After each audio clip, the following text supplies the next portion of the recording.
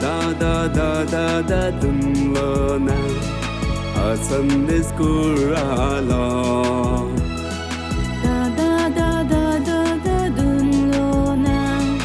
a Sunday school do dun lo nang la pen con dun lo nang ili e kai ke mi i ji apan dun lo nang la pen kan dun lo nang ili e kai ke mi i ji apan da dun lo nang a Sunday school lo da dun lo nang a Sunday school lo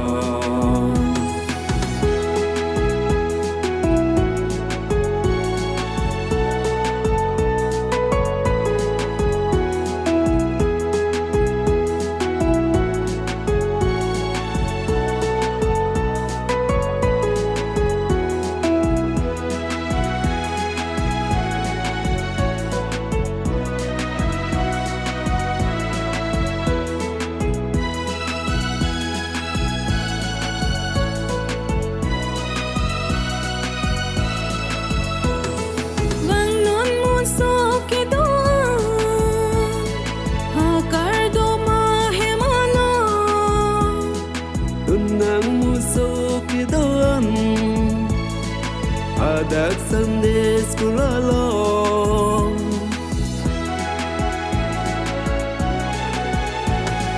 bangun musuh kedoan hakar doma hemalong dunang musuh kedoan Adak Sunday school along dun lampen kan Charlie Lona anh si li chế học long bò dun lampen kan Charlie Lona anh si li chế học long po da dun lo nang a Sunday school lo da dun lo nang a Sunday school lo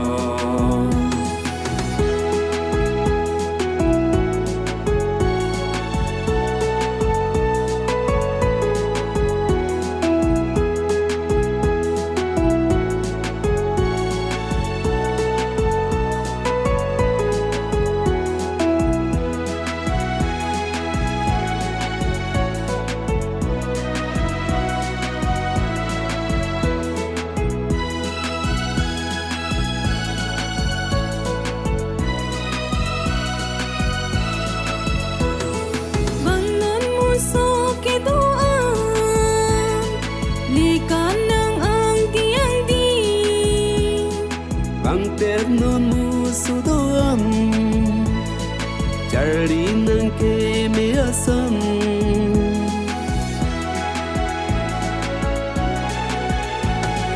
bang non musuh ke doan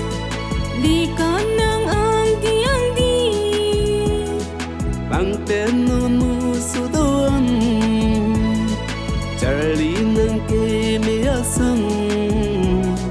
Arnam panro arjolona Hempu hirju me epiji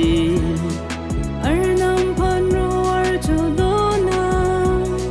Hempu hirju me epiji Da dun lo na a Sunday school lo dun lo nang a Sunday school